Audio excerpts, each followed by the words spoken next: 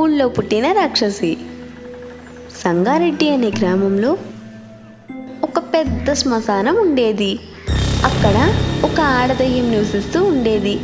ఆ దయ్యానికి ఆ ఊరి పెద్ద సీతయ్య అంటే చాలా కోపం. ఎందుకంటే ఆ దయ్యం బ్రతుకున్నప్పుడు ఒక అబ్బాయిని ప్రేమించింది అని ఊరి నుండి వెలవేశాడు. ఆ అవమానం తట్టుకోలేక ఆమె తల్లిదండ్రులు చనిపోయారు. తన తల్లిదండ్రుల చావుకు కారణం ఆమె అనుకుని ఆమె కూడా చనిపోయింది.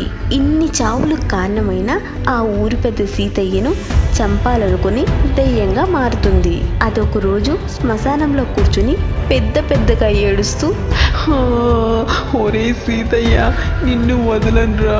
నా కుటుంబాన్ని ఎలా అయితే చేస్తావో నీ కుటుంబాన్ని కూడా నేను అలాగే చేస్తాను.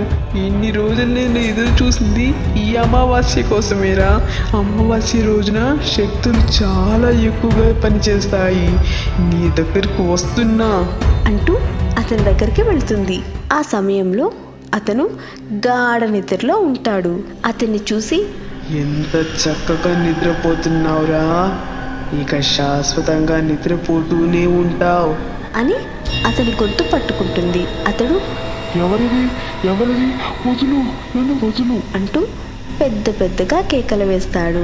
ఆ మాటలు వింటున్న అతని భార్య బయటికి వచ్చి, ఏమైందండి, ఏమైంది అంటూ కంగారుగా అరుస్తుంది.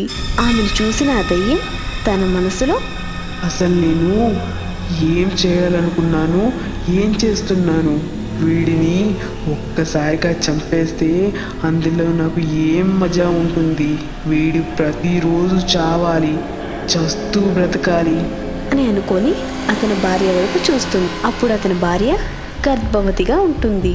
ఆ దయ్యం ఇదే మంచి అవకాశం అని అనుకొని ఆమె గర్భంలోకి ప్రవేశిస్తుంది.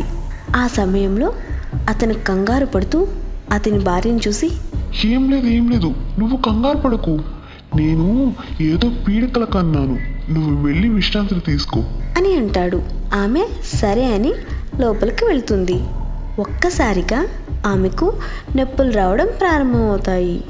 పెద్దగా అరుస్తూ, ఏమండి, నాకు నొప్పులు మొదలయ్యాయి, వెళ్ళి మంత్రసానాన్ని తీసుకొని రండి అంటూ కేకలు వేస్తుంది.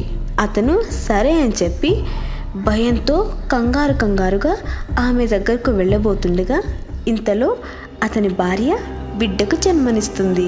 ఆ బిడ్డ చూడ్డానికి మనిషిలాగా లేదు. పెద్ద పళ్ళు, పెద్ద కళ్ళతో భయంకరంగా ఉంటుంది. దాన్ని చూసిన వాళ్ళు చాలా భయపడిపోతారు.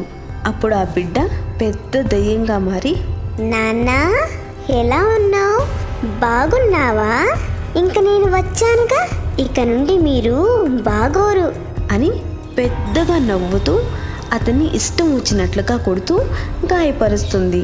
దాన్ని చూసిన తల్లి ఆశ్చర్యపోయి చాలా కంగారు పడిపోయి పెద్దగా ఏడుస్తుంది. అలా ఆ రోజు మొత్తం గడిచిపోతుంది.